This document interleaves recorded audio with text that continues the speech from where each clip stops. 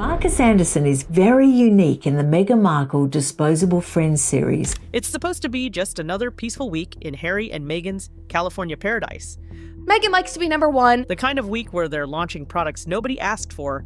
Meghan does not simply degrade Prince Harry. Filming Netflix content that may or may not ever see the light of day.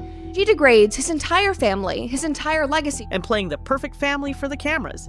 Everything's scripted, everything's controlled, everything's exactly how Meghan wants it presented to the world. But here's where things get interesting, and I mean really interesting. So the next time that we really spot Markus on the radar is he's sitting next to Meghan at the opening ceremony of the Invictus Games. And it's amazing when you look at that footage back because you realise just how far Prince Harry has dropped. There's this guy named Markus Anderson, and if you've been following this story even casually, you might recognize that name. He's the man who supposedly brought Harry and Meghan together, the silent supporter lurking in the background of their fairy tale, the loyal friend who never talks to the press. Except now something fundamental has shifted in that dynamic, and the whispers coming out of certain exclusive circles are absolutely wild.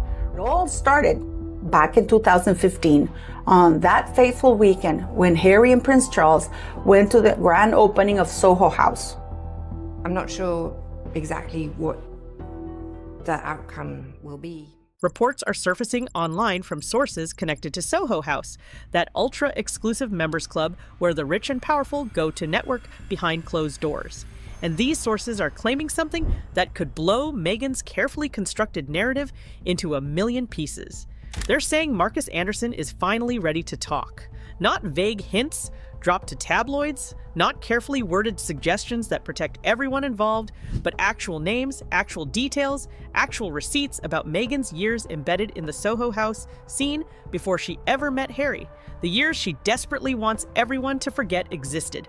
And this is a different kind of embarrassment. She has mocked his heritage, his traditions, his grandmother, the former Queen of England, and it seems like she did so happily. When I tell you what people are saying he's allegedly revealing, when you hear about the connections being exposed and what Harry's supposedly discovering for the first time after giving up everything for this woman, you're going to realize this fairy tale was built on a foundation way darker than anyone imagined.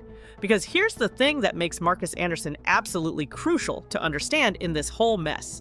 He's not just some random friend who happened to introduce two people at a party. This man was the global membership director of Soho House, which means he controlled access to one of the world's most exclusive networks. He decided who got in, who got connections, who got opportunities that could change their entire life trajectory. More importantly, how her curated public image should be. Harry really apparently just wants time alone, doesn't want to be filmed, doesn't want to be put on social media, but has no choice. And Meghan? She was right there by his side constantly during those Suits years in Toronto. Never alone, always positioning herself, always networking with the right people. Royal author Katie Nicholl confirmed it publicly. So this isn't even speculation. When Harry wanted to meet Meghan, he went through Markus. Markus arranged the introduction in a private Soho House room with maybe 7 or 8 people, total, intimate, and perfect, and completely controlled. But here's the question people are starting to ask now. The question that changes everything if the answer is what sources claim it is. Been very, very sort of moved by Meghan Markle's story, simply because he liked her story. I mean, that's really how they became friends. You know, whatever she told him about how she wanted to become big, famous, wealthy, all of that sort of stuff, well, that really connected with Mark. What else did Markus arrange for Meghan during those years? Because according to people who watched this unfold from the inside, Meghan wasn't just a casual Soho House visitor dropping by for drinks after filming. She was deeply embedded in that world, tangled up in networks and relationships that don't match the struggling actress story she sold to Harry and the world. On her old blog, The Tig, which she conveniently deleted right before the royal wedding, she called Markus my loving, supportive, and endlessly fun friend. She documented luxury yacht trips that didn't match her cable TV salary, mysterious invitations to exclusive events, Mediterranean getaways that seemed impossibly glamorous for someone supposedly grinding through auditions. But she never explained who funded those experiences or why these generous benefactors were so interested in helping an actress nobody had really heard of outside one legal drama. It was easier to talk to him because he was a billionaire and he knew that you wanted to go back to LA and that Canada was always going to be a pit stop. From the very beginning, this woman orchestrated leaving the royal family because all she's ever wanted in her life was to be an A-lister in Hollywood. You probably think that's the whole story, that Markus was just a well-connected friend helping Meghan network in elite circles. But it's not even close.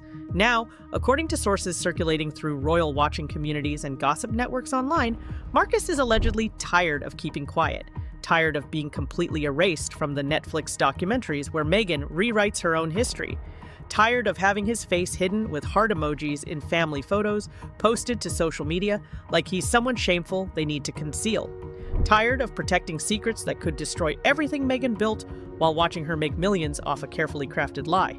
One insider allegedly told a tabloid something that should make everyone pay attention. She did not have the talent to become an A-lister in Hollywood. She was relegated to a D-list actress spot on a show called Suits that nobody in America had seen. Markus knows where all the bodies are buried. He was there for everything. He facilitated connections Meghan never wanted Harry to know about. Let that sink in for a second. The man who made the royal marriage possible by introducing them might be the same man who tears it all down by revealing what really happened before that introduction. So what exactly is Markus allegedly leaking? This is where the story gets absolutely insane. According to reports spreading through royal watching circles, it's a list, a client list. To be specific, names of wealthy men who Meghan allegedly connected with during her Soho House years, and we're not talking about innocent networking over cocktails here. Sources claim this list details who paid for what, who provided access to which yachts, who funded which luxury trips that Meghan documented on the TIG without explanation, who opened which doors for her career when she was supposedly just a struggling actress waiting for her big break. It's inspired by Soho House. Am I wrong? I thought Soho House was like not doing well or potentially going under and struggling. Maybe that was just the London branch, but it didn't sound like things were going well. Maybe not across the board. I don't know. But last I heard, things weren't going well for Soho House. The reports say Markus kept records because that's what Soho House executives do at that level. They track connections, they monitor relationships, they know who's meeting who and why and what's being exchanged. It's how exclusive networks function when billions of dollars are floating around. And allegedly, Meghan's name appears connected to some very powerful, very wealthy men during the exact years she claims she was just grinding auditions and building a lifestyle blog about finding your best life. One source described it this way, and I'm paraphrasing, but you'll get the impact. These weren't just friendships between Meghan and these wealthy men. These were transactional relationships. Meghan provided companionship and allegedly helped facilitate introductions to other young women in her circle. Wealthy men provided funding, opportunities, access to experiences and networks that could transform someone's entire life. It was a system, and according to these allegations, Meghan understood exactly how that system worked and how to work it better than almost anyone. The matchmaker for the two idiots is now in the press, and I thought the matchmaker for the call girl, allegedly, wasn't it her pimp, Markus Anderson? That's interesting, because this says, have the two idiots moved on from their matchmaker. Now, we can't verify this list actually exists. No major outlet has published documents or seen proof. But the whispers are loud, the online speculation is intense, and people who follow this story closely say the timeline makes too much sense to ignore. Think about it. How does a supporting actress on a cable show nobody in America was watching end up on Mediterranean yachts owned by billionaires? How does someone earning a TV salary afford the lifestyle Meghan was documenting on the TIG? How does a woman with limited Hollywood success suddenly have access to rooms and events and people that most celebrities never get near? The struggling actress narrative only works if you don't look too closely at what she was actually doing during those years. And Markus was right there watching it all, facilitating it all, keeping track of it all. Here's the question everyone's asking now, and it's a fair one. Why would Markus, who's been silent for years while Meghan built her empire, suddenly start leaking information about his supposedly close friend? So this little bit of information I found here tells us that Omid Scobie and Meghan Markle have known each other for a long time from yachting, and that Omid Scobie dated Markus Anderson at the time that Markus and Meghan were friends. Sources point to several possible reasons, and they all make sense. First, he's been completely erased from Meghan's public narrative. Not mentioned in the Netflix docuseries, face hidden in photos, never acknowledged in interviews.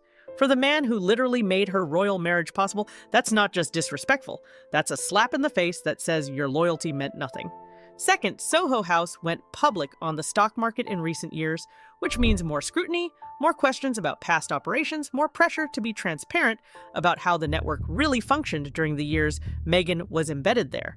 And third, this is the big one, according to people connected to the situation, Markus is reportedly tired of watching Meghan play victim, tired of her claiming she was blindsided by royal life when she allegedly spent years strategically positioning herself for exactly that kind of opportunity.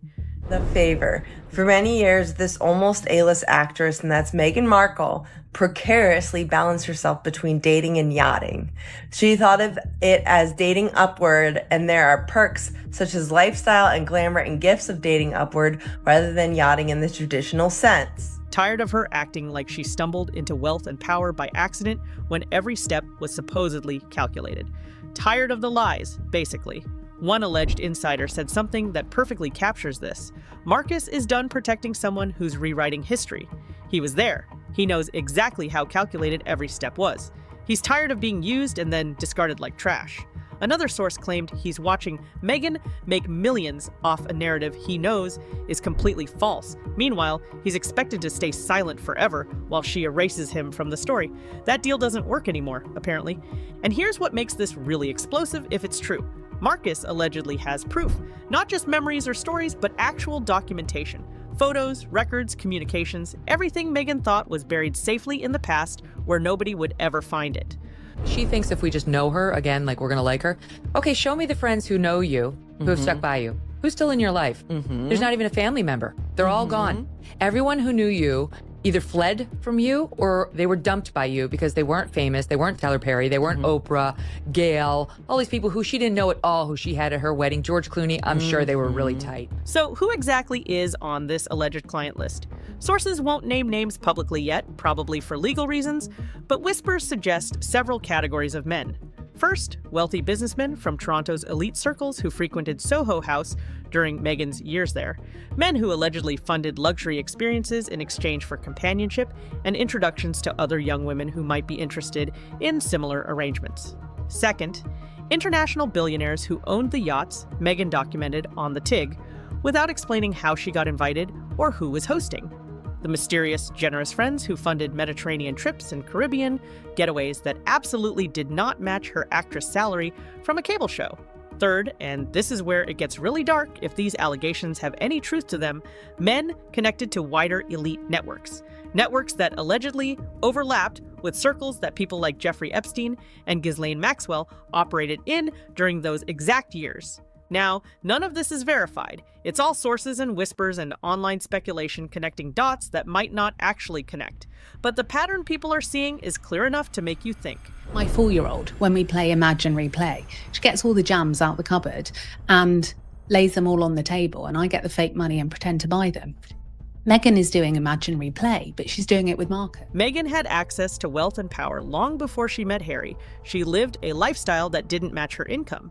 She traveled in circles that didn't match her career level, and that access allegedly came through very specific relationships facilitated by Markus Anderson at Soho House. One source put it bluntly, in a way that captures what people are thinking. If these names come out, if Markus actually proves who Meghan was networking with during those years, and what those relationships really were, her entire brand collapses. The relatable actress story dies. The victim narrative ends. Everything falls apart. Because the story Meghan sold to the world, and to Harry specifically, was that she was just a hardworking actress who got lucky, met a prince through a mutual friend, fell in love naturally, and then got blindsided by how difficult royal life turned out to be. But if Markus reveals that the introduction wasn't fate but strategy, that Meghan positioned herself through Soho House networks for years specifically to access wealth and power, that meeting Harry was the ultimate goal rather than a lucky accident, then everything we thought we knew about this story was a lie. Without Markus Anderson, I hope to prove to you in this video that Meghan Markle wouldn't have the level of global fame that she enjoys now, or infamy, depends how you look at it. And then there's Prince Harry, the man who gave up everything based on Meghan's version of her past. His family, his military roles, his country, his reputation, everything that mattered to him before he met her. Sources close to the situation claim Harry is absolutely devastated by what he's allegedly learning through these leaks. He thought he knew Meghan's story inside and out. Struggling actress who worked hard, got lucky with Suits, met him through a mutual friend, fell in love naturally, simple and clean and romantic. The kind of love story people make movies about. But now, with whispers of client lists and transactional relationships, with suggestions that Markus facilitated way more than just one introduction at one dinner party, Harry's allegedly questioning everything he thought he knew about the woman he married. This is a different kind of embarrassment for him, understand. Meghan hasn't just allegedly lied about her past. She's mocked his heritage, his traditions, his grandmother, who was the Queen of England. She's degraded his entire family publicly while building her brand on being the victim of their cruelty. And if these allegations are true, she did it all while hiding a past that would have made Harry run in the opposite direction if he'd known the truth. One insider told a tabloid something that perfectly captures what Harry's allegedly going through. Harry is realizing the introduction wasn't fate. It was strategic. Meghan positioned herself through Soho House for years, specifically to access wealth and power. Meeting him was the ultimate goal, not a lucky accident.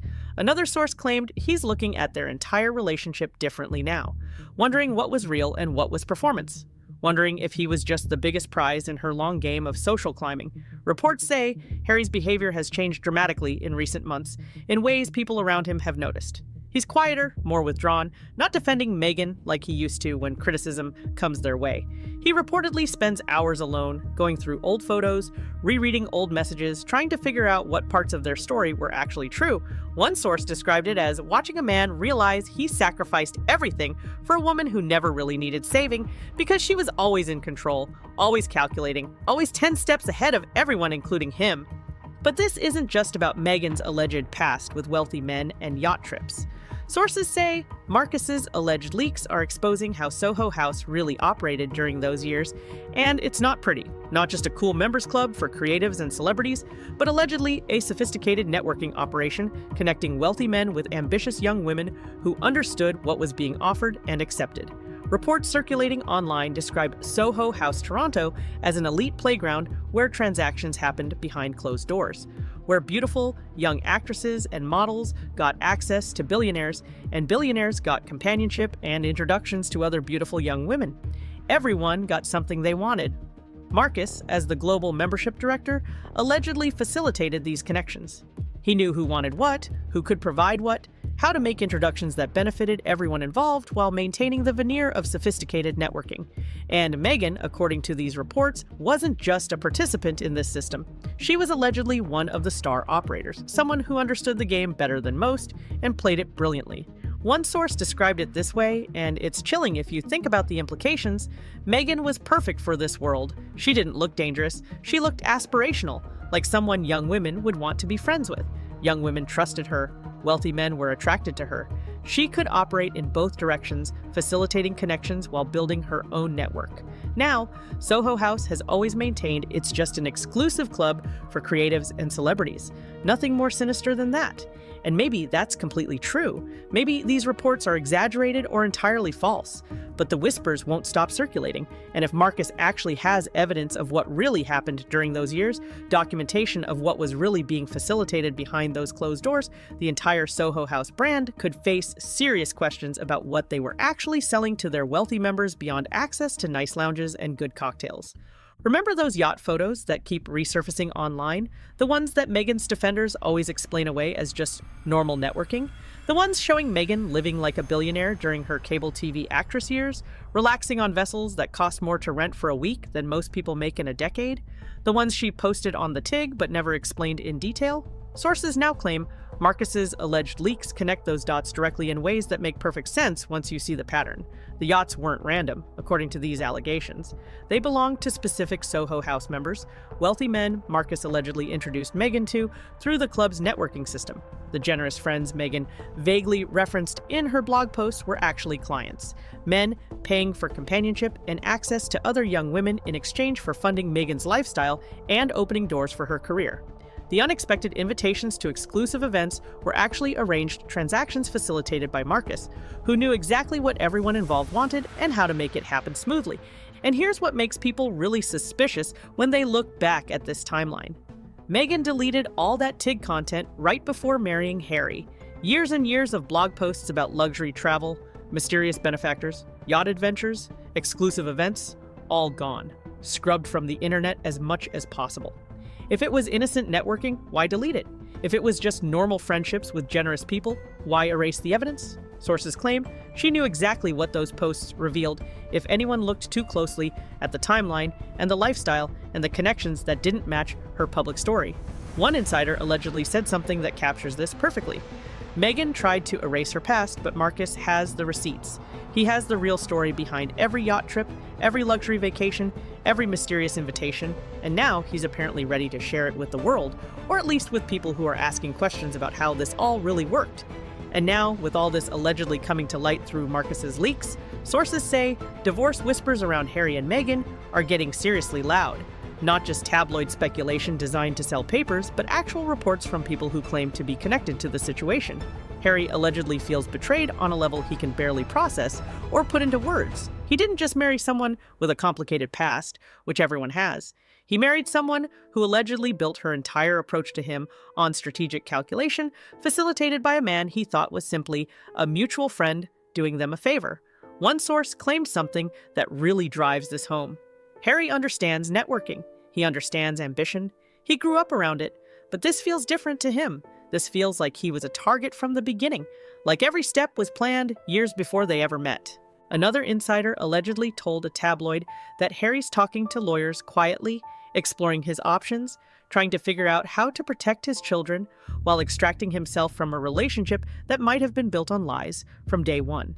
Now, Meghan's team hasn't responded to any of these allegations publicly, which is interesting in itself.